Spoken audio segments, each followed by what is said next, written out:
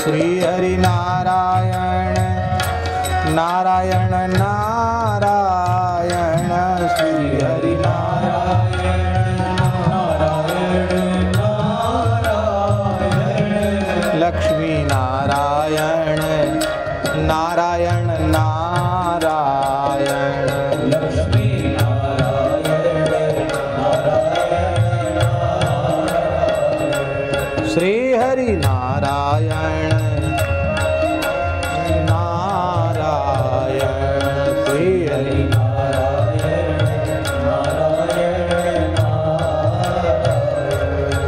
शिव नारायण नारायण नारायण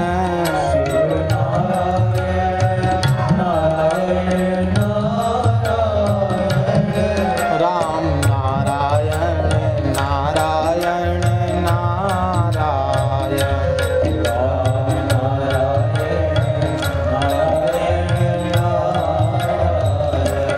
श्याम नारायण नारायण नारायण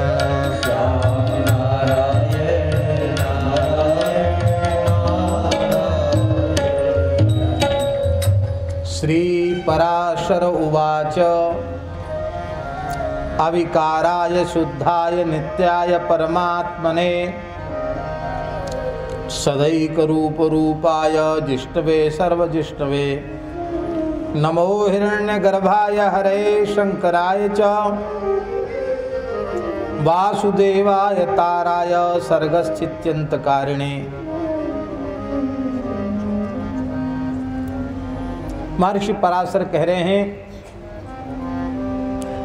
जो ब्रह्मा जी के रूप से उत्पत्ति करते हैं, विष्णु रूप से पालन करते हैं, शिव रूप से संहार करते हैं, ऐसे भगवान विष्णु के चरणों में हम प्रणाम करते हैं। बड़ी सुंदर भगवान की स्तुति की और कहा कि देखो, जो तुम सृष्टि के संबंध में हमसे पूछ रहे हो,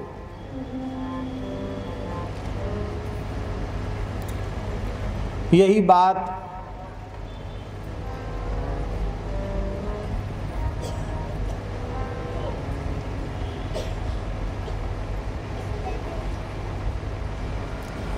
राजा पुरकुत्स ने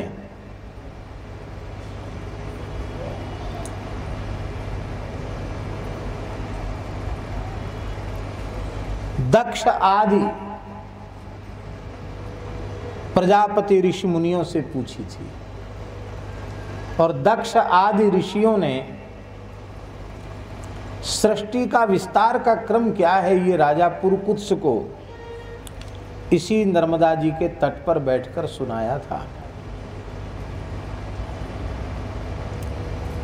विष्णु पुराण की पहली कथा नर्मदा जी के तट पर ही हुई, और हम लोग कहाँ बैठे हैं?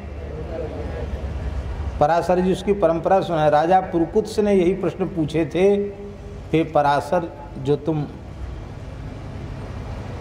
हे मैत्रेय, जो तुम पूछ रहे हो, यही प्रश्न राजा पुरकुत्स ने पूछे थे, और नर्मदा जी के तट पर उनका समाधान हुआ था। वो परमात्मा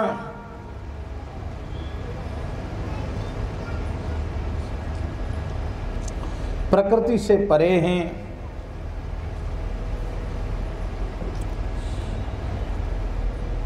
रूप वर्णादि निर्देशो विशेषण विवर्जिता है, रूप वर्ण नाम विशेषण आदि से शून्य है।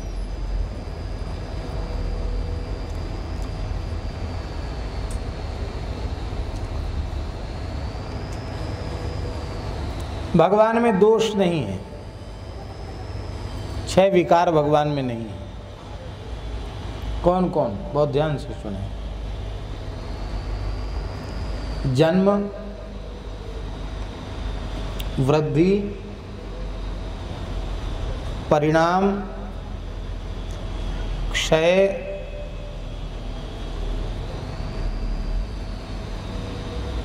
और नाश, इनसे भगवान सर्वथा शून्य।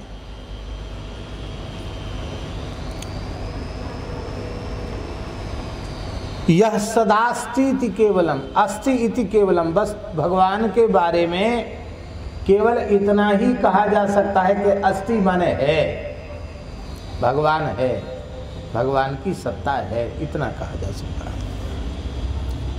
वे सर्वत्र हैं, सब जगह हैं।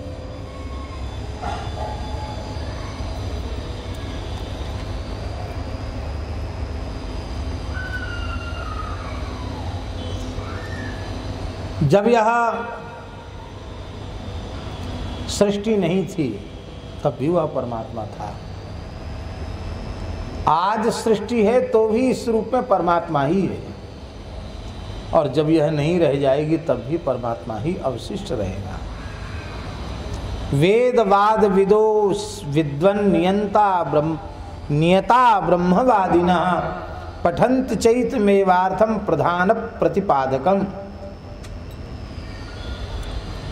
वेदों के मर्मज्ञ विद्वान, श्रुति परायण ब्रह्मवेत्ता ऋषि मुनि महात्मा गण,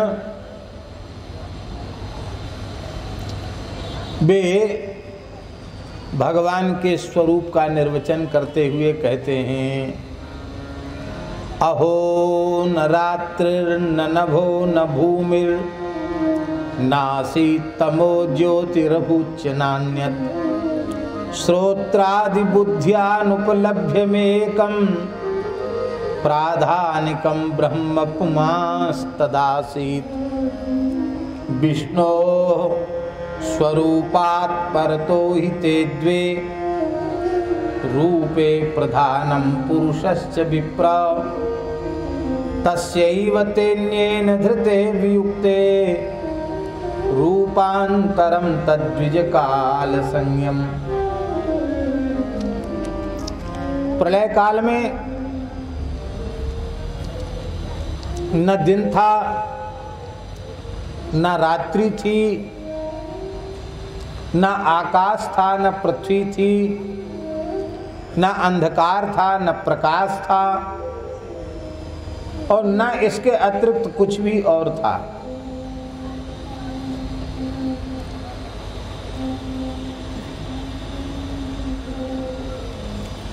जब यह सब ही नहीं था तो इन श्रोत्रादि इंद्रियों का विषय और बुद्धि का विषय भी कहाँ रह सकता? यही नहीं रहेगा तो ये सब का विषय भी नहीं रहेगा। ये भी नहीं था, केवल एकमात्र परब्रह्म ही था, इसके अतिरिक्त कुछ नहीं था।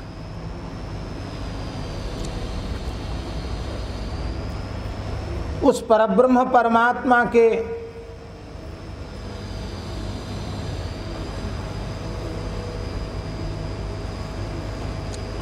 स्वरूप से इन दो का आविर्भाव हुआ है, एक प्रधान और एक पुरुष।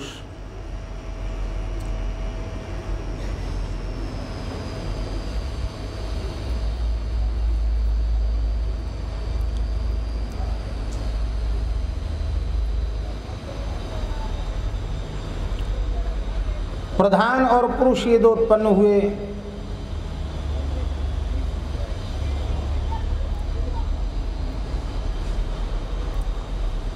ये संयुक्त वियुक्त होते रहते हैं, इसके रूपांतर को ही काल कहते हैं।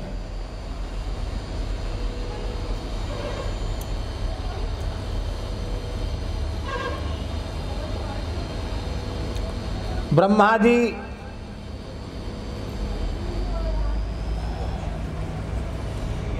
समस्त ईश्वरों के ईश्वर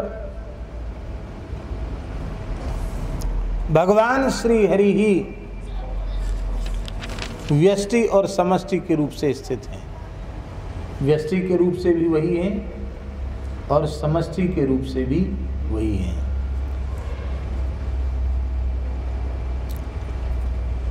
सर्ग काल के प्राप्त होने पर गुणों की साम्यावस्था रूप प्रधान जब विष्णु के क्षेत्रज्ञ रूप से अधिष्ठित हुआ तो उससे महत्त्व उत्पन्न हो गया। महत्तत्व से त्रिविध विकार उत्पन्न हुए, सात्विक, राजस और तामस, तीन भेद से।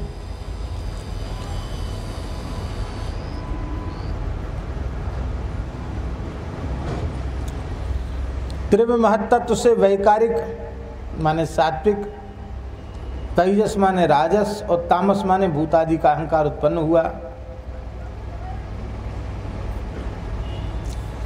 और इसी का जब व्याकरण हुआ, इसी का जब विस्तारीकरण हुआ,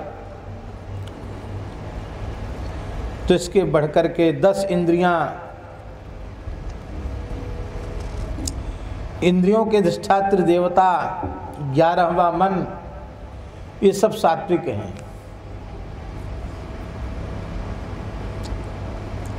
त्वक, चक्षु, नासिका, जिह्वा, श्रोत्र,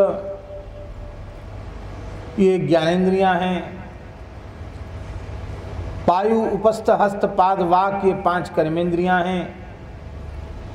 कर्म, त्याग, शिल्प की गति और बोलना, ये सब इनके कार्य हैं। आकाश, वायु, तेज, जल, पृथ्वी, ये क्रमशः रूप, रसगंध, शब्द, स्पर्श के गुणों से युक्त हैं। ये 5 भूत शांत, घोर और मूढ़ हैं, अर्थात सुख, दुख और मोह से युक्त हैं, इसलिए विशेष कहलाते हैं।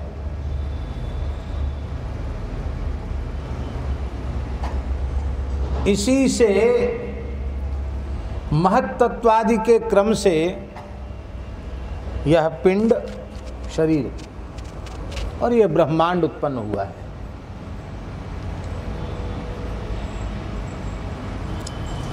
और यह पिंड ब्रह्मांड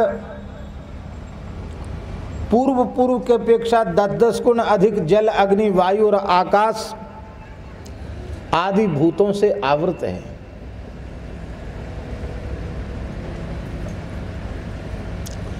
महत्तत्व भी अव्यक्त रूपी प्रधान से आवृत है।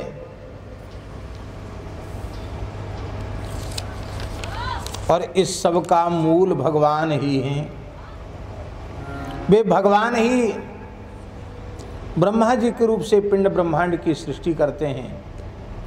वे भगवान ही सत्वगुण को स्वीकार करके पालन करते हैं।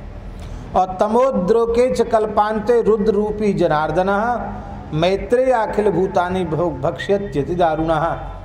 वे ही भगवान तमोगुण की कला को स्वीकार करके रुद्र रूप से संपूर्ण सृष्टि को में प्रलय कर देते हैं, महाप्रलय कर देते हैं। और फिर सब कुछ अपने में विलीन करके शेष की सैया पर पौड़ जाते हैं, ठाठ से सो जाते हैं।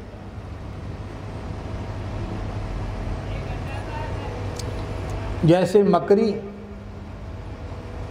होती है ना, वो मुंह से जाला निकालती है, वो जाला बुन देती है और फिर मुख में ही समेट लेती है। ऐसी भगवान ने ये सब अपने भीतर से प्रकट किया और भीतर ही समेट के सो भी जाते हैं।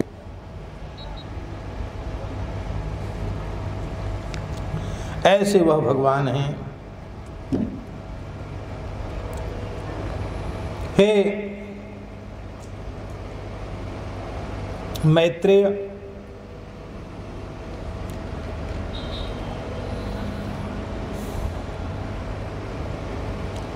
काल सबका निश्चित है। कालातीत तो केवल परब्रह्म परमात्मा ही है।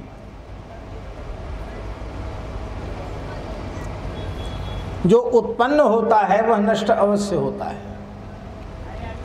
जो उत्पन्न ही नहीं हुआ है वो कभी नष्ट भी नहीं हो सकता है। ब्रह्मा जी उत्पन्न होते हैं, इसलिए 100 वर्ष की अपनी आयु पूर्ण करके ब्रह्मा जी भी चले जाते हैं।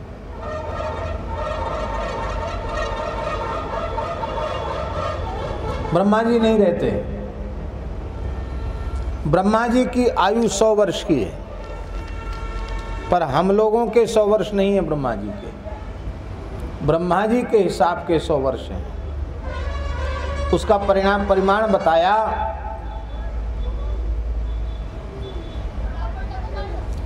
पंद्रह निमेष की एक काष्ठा होती है, 30 काष्ठा की एक कला होती है, 30 कला का एक मुहूर्त होता है और 30 मुहूर्त का एक दिन रात होता है।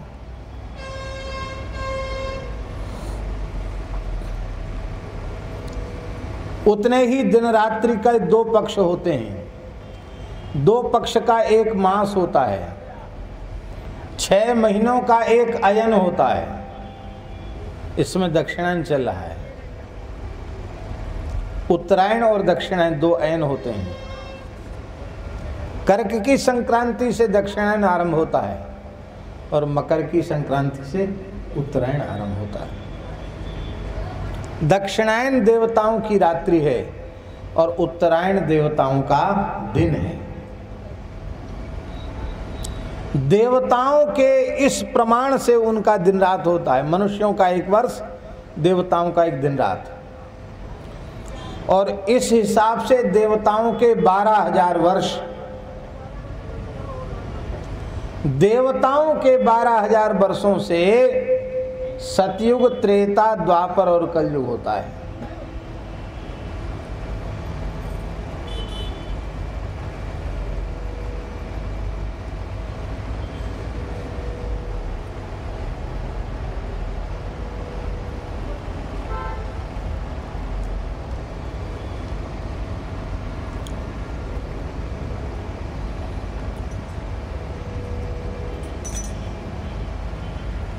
सतयुग,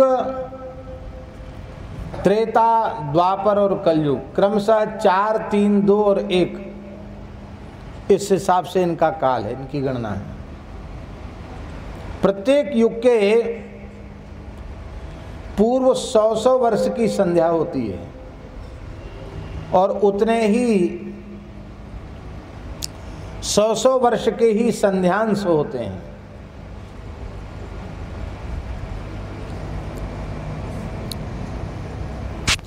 संध्या और संध्यांश, इनके बीच का जो काल होता है उस काल को युग कहा जाता है।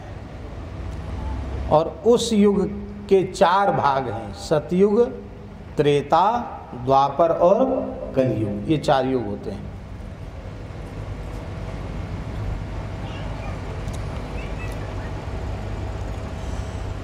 एक सहस्त्र चतुर्युगी का ब्रह्मा जी का 1 दिन होता है। 1000 बार सतयुग, 1000 बार त्रेता, 1000 बार द्वापर, 1000 बार कलयुग ब्रह्मा जी के 1 दिन में व्यतीत हो जाता है।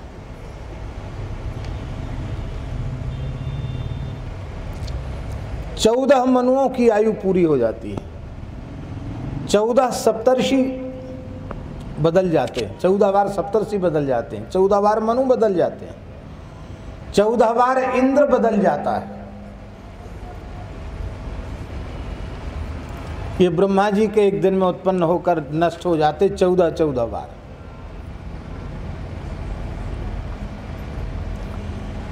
चतुर्युगाणाम संख्याता साधिका ही 1 ही 71 चतुर्युगी जब बीत जाती है तो 1 मनवंतर हो जाता है। यही मनु देवता आदि का काल है। और इस प्रकार दिव्य वर्ष गणना से, दिव्य वर्ष देवताओं के दिव्य वर्षों की गणना से 8,52,000 वर्ष का 1 मनवंतर होता है। और मानवीय वर्ष की गणना के अनुसार मनवंतर कितना होता है, ये तो देवताओं के हिसाब का हुआ। मानवीय वर्ष से होता है 63 कोट्यस्तु पूर्णा संख्याता संख्या द्विज 67 तथा न्यानि न्यूतानि तथा मुने महामुने 20 सहस्राणि कालोयमधिकम विना मन्वंतरस्य संख्येयं मानुषैर्वत्सरैर्द्विज।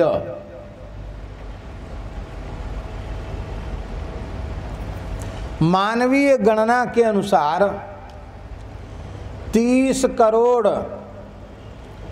67 लाख और 20,000 वर्ष का 1 मनवंतर का काल होता है। इस एक मनवंतर में 71 चतुर्युगी होती है।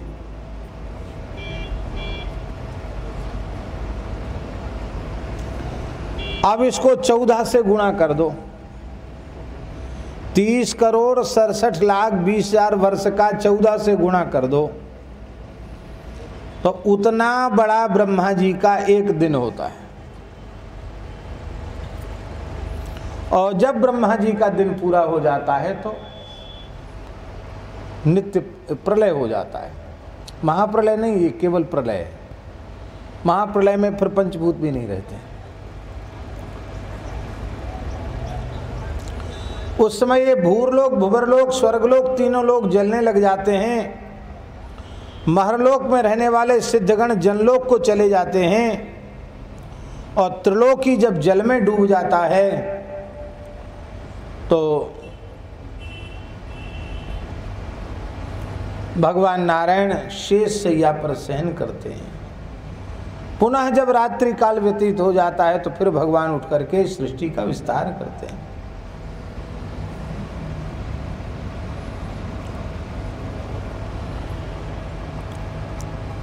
ब्रह्मा जी 50 साल के समय हो चुके हैं, अब इससे आगे बढ़ रहे हैं ब्रह्मा जी। ब्रह्मा जी भैया ब्रह्मा जी हैं।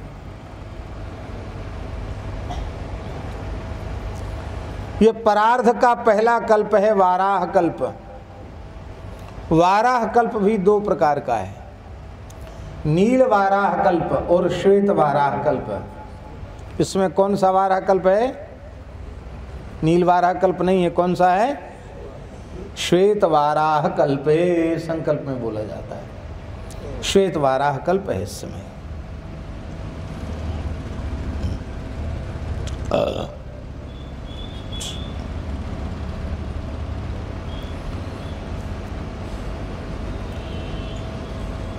भगवान का नाम नारायण क्यों है? विष्णु पुराण का श्लोक बहुत प्रसिद्ध है, आप लोगों को संभवतः कंठस्थ भी होगा। लिखने योग्य श्लोक है, बहुत सुंदर श्लोक है। नारायण नाम की व्युत्पत्ति। आपो नारा इति प्रोक्ता, आपो वै नरसूनवः, अयनं तस्य ताः पूर्वं तेन नारायण स्मृतः।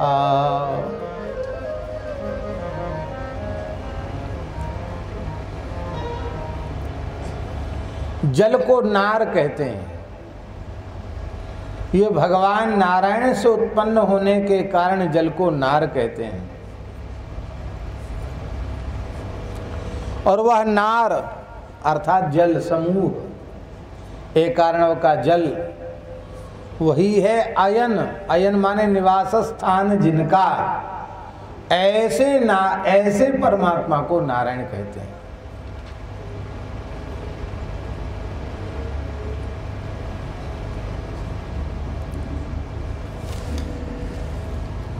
जल को जिन्होंने अपना प्रथम निवास स्थान बनाया, इसलिए नारायण कहते हैं। महाराज जी, वायु पुराण में लिखा है, कूर्म पुराण में भी आया है, स्कंद पुराण में भी आया है। किसी भी जलमय तीर्थ में प्रवेश करते समय नारायण नारायण नारायण नारायण नारायण ऐसा उच्चारण करना चाहिए। क्यों? क्योंकि भगवान जल में प्रविष्ट हुए हैं और तीर्थ भगवद रूप होता है।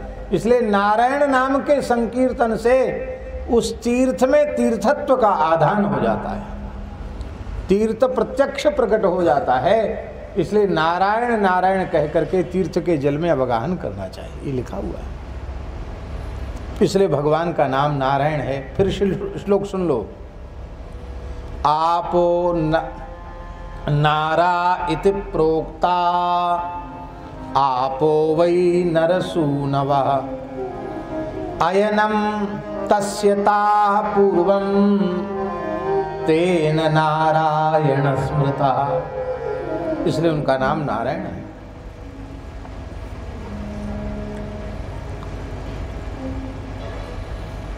इस कल्प के आरंभ में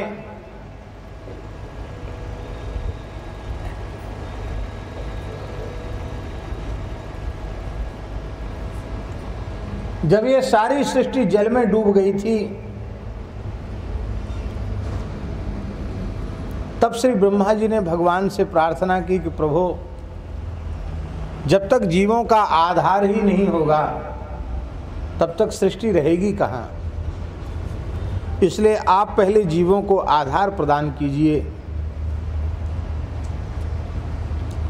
उस समय भगवान की प्रार्थना से भगवान ने, ब्रह्मा जी की प्रार्थना से भगवान ने वाराह रूप धारण किया। बोलो वाराह भगवान की। और भगवान ने वाराह स्वरूप धारण करके जल में प्रवेश किया। निरीक्षितं तदा देवी पाताल तलमागतम तुष्टाव प्रणता भूत्वा भक्ति नम्रा वसुंधरा। पाताल में प्रविष्ट हुए भगवान वाराह का दर्शन करके, नील वाराह का दर्शन करके भूदेवी आनंद से भर गई और पृथ्वी देवी ने भगवान यज्ञ वाराह की स्तुति की। बोलो यज्ञ वाराह भगवान की। पृथिव्युवाच, ऐसा समझना कि विष्णु पुराण की ये पहली स्तुति है। पृथ्वी के वाराह स्तुति बड़ी प्यारी स्तुति है। पृथिव्युवाच नमस्ते पुंडरीकाक्ष शंख चक्र गदाधर मामुद्धरास्मादद्यत्वं त्वत्तोऽहं पूर्वमुत्थिता। हे भगवान, मेरा उद्धार कीजिए, क्योंकि पूर्व काल में आपने ही मुझे रचा था और मुझे आपने स्थापित किया था। पुनः आप मुझे स्थापित कीजिए। बहुत प्यारी स्तुति है, कई श्लोक हैं। संभक्षित्वा सकलम जगत्ये कारण विकृते शेषे त्वमेव गोविंद चिंतिमानो मनीषी। सारे जगत के जल रूप हो जाने पर आप सबका भिक्षण करके अपने में सबको विलीन करके आप शेष पर्यंक पर शयन कर जाते हैं।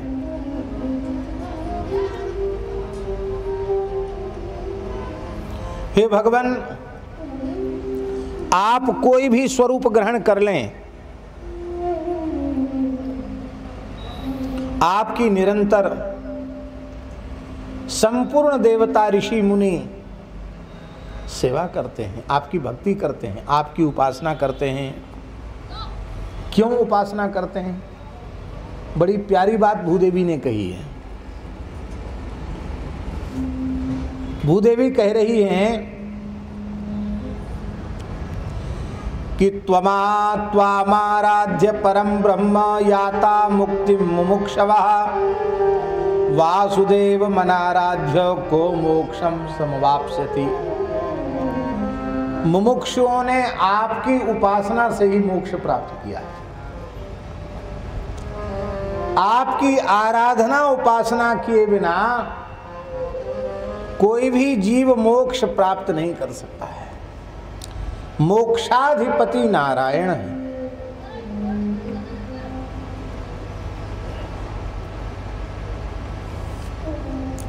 एक घंटाकर्ण नाम के यक्ष की कथा आती है। घंटाकर्ण भगवान शिव का अनन्य भक्त था। वो महाराज बड़े बड़े घंटा कान में लटका के रखता था। घंटा कान में वो इसलिए लटका के रखता था कि जहाँ कहीं भगवान की कथा हो रही हो, कीर्तन हो रहा हो, वहाँ से घंटा बजा के निकलता था कि भगवान का नाम, भगवान की कथा कान में न पड़ जाए। क्यों? हमारा धर्म नष्ट हो जाएगा।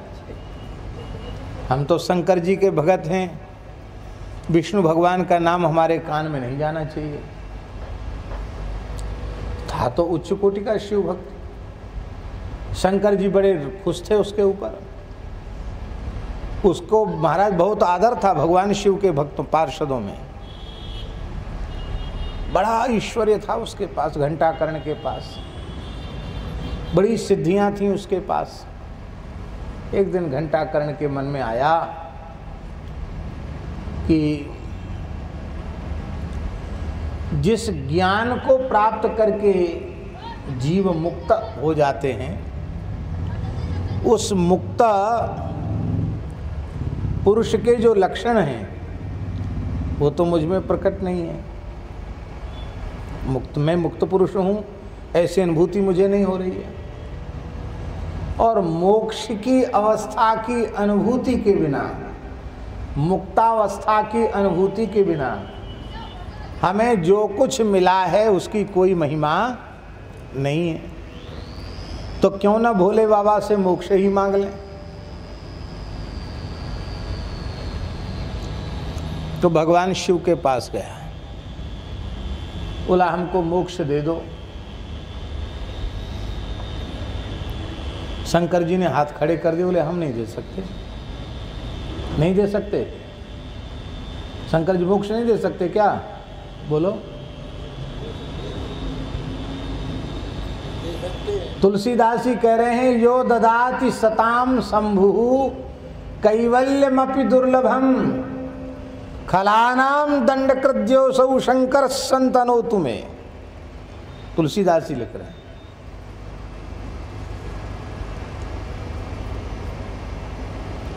अत्यंत दुर्लभ मोक्ष भगवान शिव काशी में मरने वालों को प्रदान करते हैं।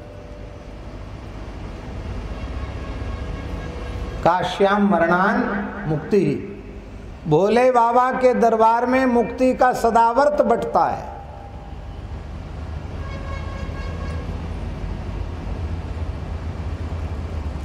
भगवान शंकर मोक्ष देते हैं। काशी मरत जंतु अवलोकी जासु नाम बल करऊं विशोकी। नाम प्रभाव जान शिवनी को कालकूट फल दीन अमी को। भगवान शिव मोक्ष तो देते हैं पर राम नाम सुनाकर ही मोक्ष देते हैं। और राम नाम सुनने के लिए घंटा लटका के रखे कि राम नाम ना घुस जाए कान के भीतर, तो कहां से मोक्ष मिलेगा? शंकर जी तो मोक्ष देने के लिए तैयार हैं, पर वो भगवान नाम सुनाकर मोक्ष देते हैं, भगवत भक्ति का उपदेश करके मोक्ष देते हैं। प्रचेताओं को रुद्रगीत का उपदेश करके मोक्ष दिया। भागवत धर्म के आचार्य हैं भगवान शिव। वैष्णवानाम यथा शंभु, वैष्णवों में भगवान शिव सबसे श्रेष्ठ हैं।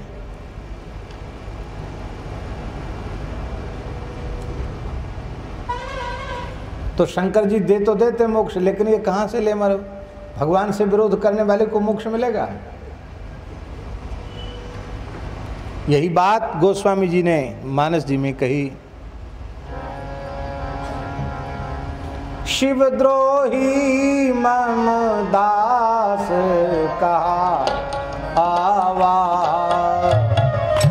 शिवद्रोही मम दास कहा, सोनर सपने मोहि न भावा, सोनर सपने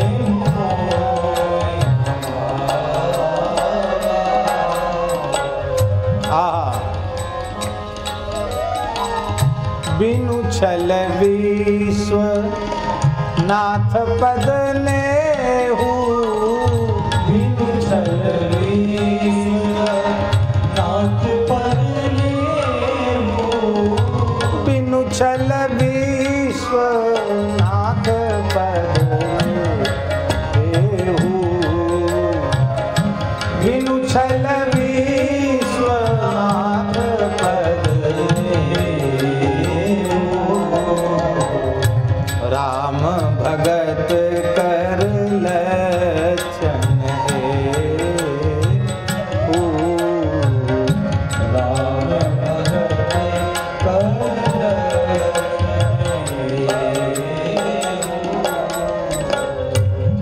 शंकर प्रिय मम द्रोही, शिव द्रोही मम दास, ते नर करहि कल्प भर घोर नरक महवास।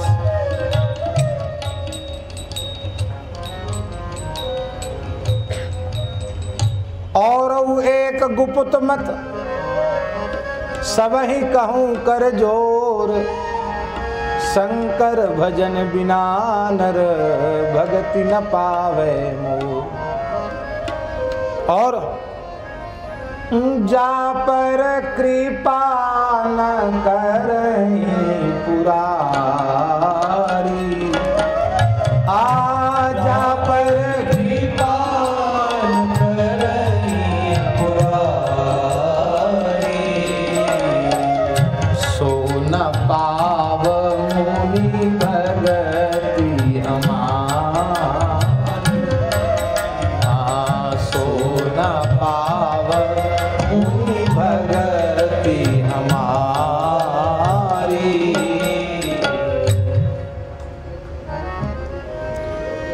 देवी देवता भी मोक्ष दे देते हैं, पर भगवान से विरोध करके खाली देवी देवताओं को भज के मोक्ष चाहे सो नहीं मिलेगा।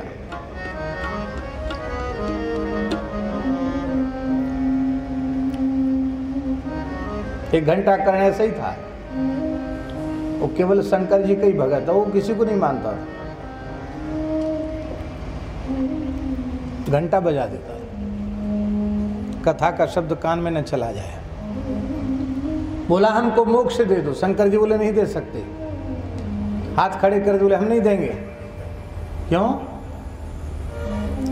बोले मोक्ष और सब विभाग भगवान ने बांट दिए हैं, मोक्ष का विभाग तो अपने पास रखा है, वो प्राइवेट विभाग है भगवान नारायण का।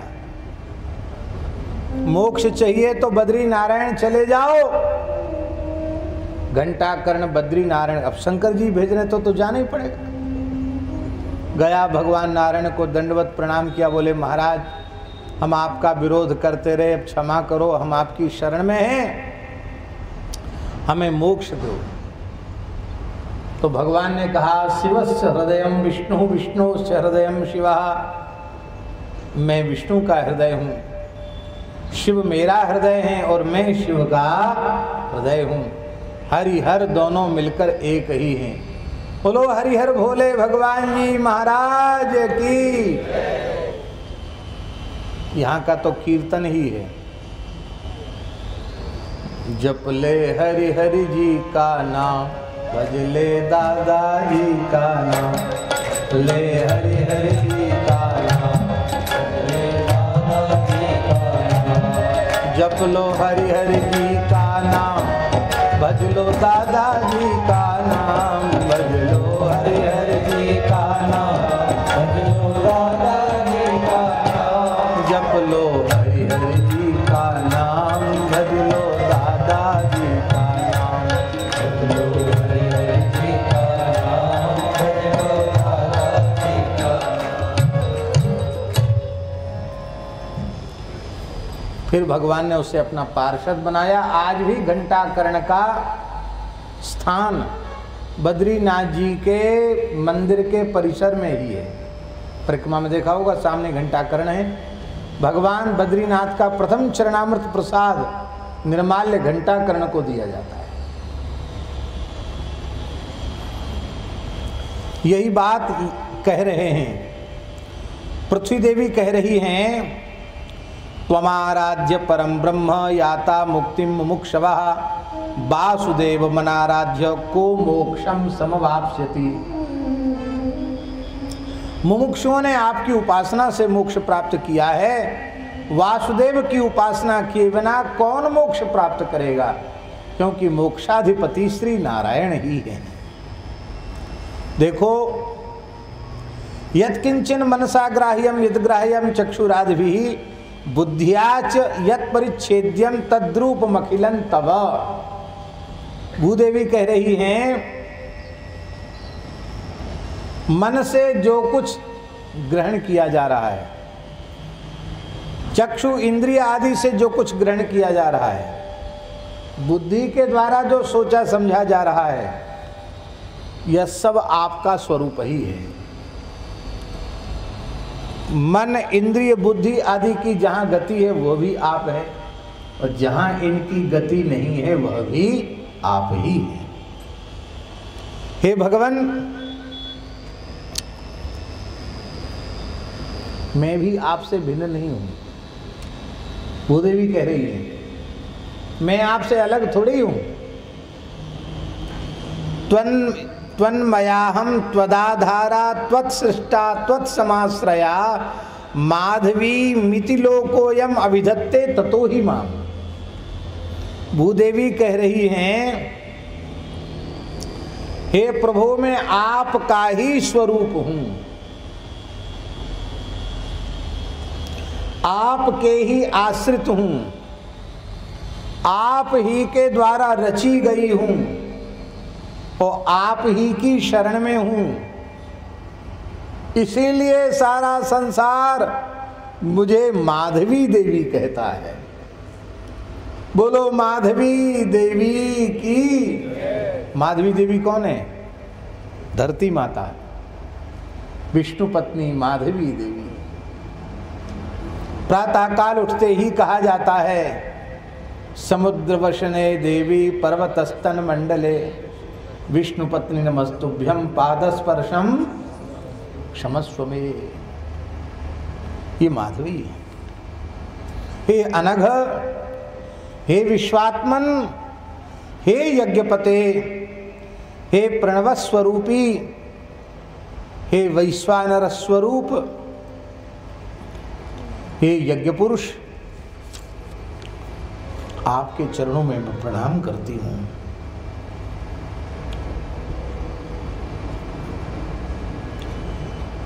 पृथ्वी देवी की स्तुति सुनकर भगवान यज्ञवाराह प्रसन्न हुए। यज्ञवाराह भगवान ने गर्जना की।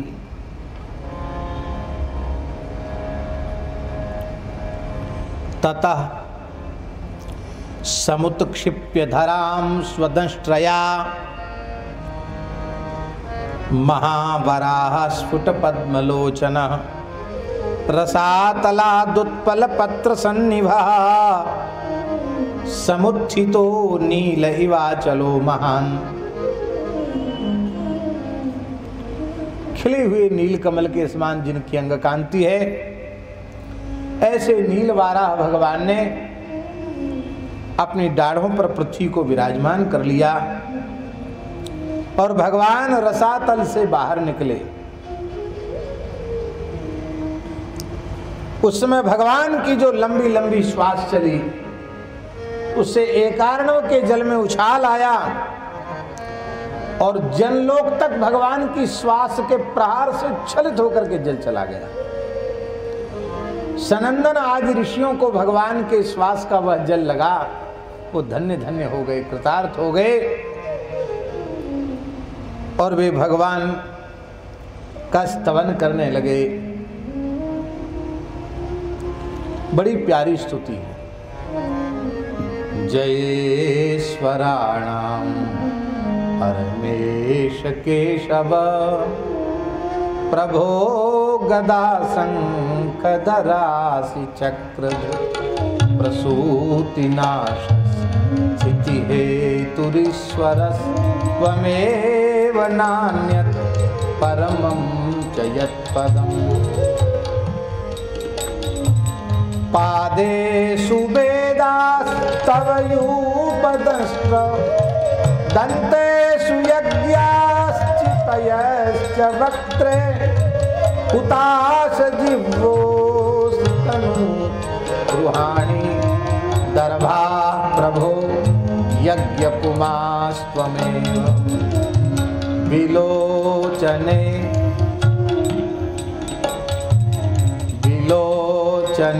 रात्यहनी महात्मन् सर्वाश्रयं ब्रह्म परं शिरस्ते सुप्तान्यशेषाणि शताकलापो घ्राणं समस्ता विनवींसि देव।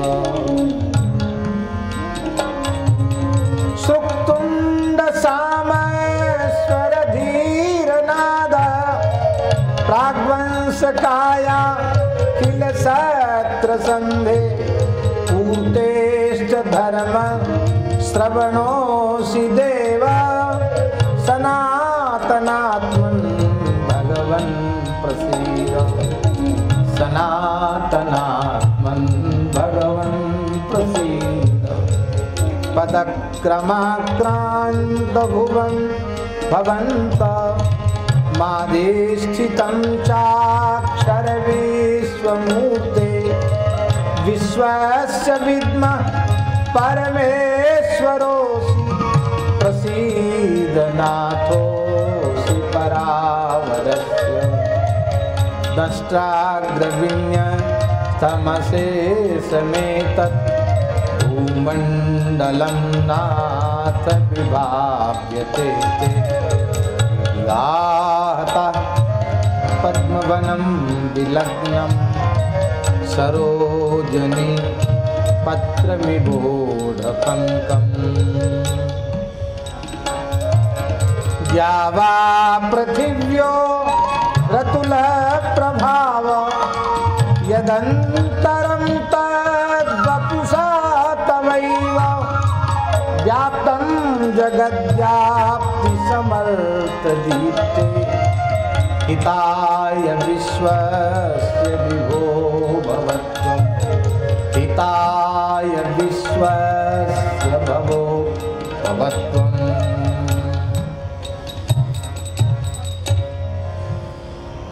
भगवान के स्वरूप में संपूर्ण यज्ञ का सांगोपांग वर्णन किया गया।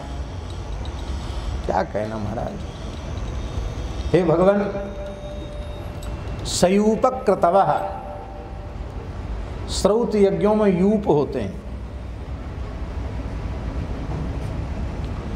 ये आपकी जो दाढ़ें हैं ना, यही यज्ञ के यूप स्तंभ हैं। वाराह की दाढ़ होती ना, यही यूप है।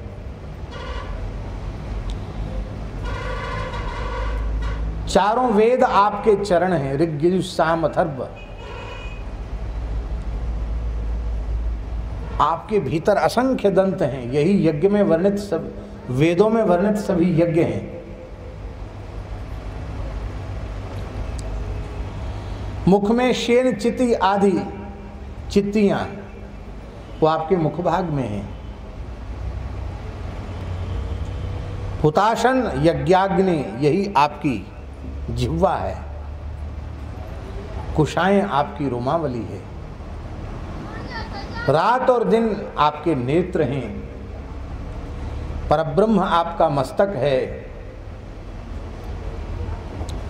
वैष्णव आदि वेद में कहे गए जितने सूक्त हैं वे आपके सटाकलाप, सटाकलाप माने केश गुच्छे हैं, स्कंद के रोम गुच्छे हैं। समग्र यज्ञीय हवि वही आपका प्राण है। आपका तुंड थूथना वो श्रुवा है। आप जो घर्र घर्र की आवाज करते हैं वो सामवेद का पाठ है। प्रागवंश यजमान ग्रह, यही आपका शरीर है। सत्र, यही शरीर की संधियां हैं। इष्ट, इष्ट माने श्रौत यज्ञ। पूर्त माने स्मार्त यज्ञ। इष्टापूर्त, यही आपका धर्म और कान है। इष्ट माने श्रौत धर्म है और पूर्त आपके कान है। ऐसे हे सनातन यज्ञवाराह, आपको हम प्रणाम करते हैं, आप प्रसन्न हो जाइए। हे अक्षर, हे विश्वमूर्ते, अपने पाद प्रहार से इस ब्रह्मांड को क्षुब्ध करने वाले, हे चराचर के स्वामी, हे सबके आदि कारण, आप मेरे ऊपर प्रसन्न हो जाइए।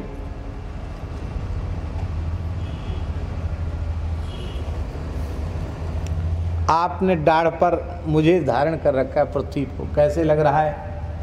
बोले जैसे किसी मतवाला गजेंद्र किसी कीचड़ के सरोवर में घुस जाए, अपने को कीचड़ में सान ले और वहाँ से कीच से एक नीला एक कमल लेकर के बाहर सूंड में ऐसे लेके आ जाए, ऐसे लग रहा मानो आपने कमल के समान मुझे अपनी सूंड पर धारण कर रखा है।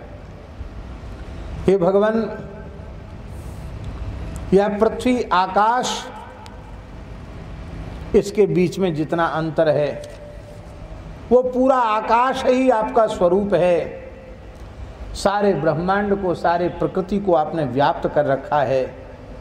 हे प्रभु, आप समग्र विश्व का कल्याण कीजिए। बोलो भक्तवत्सल भगवान की।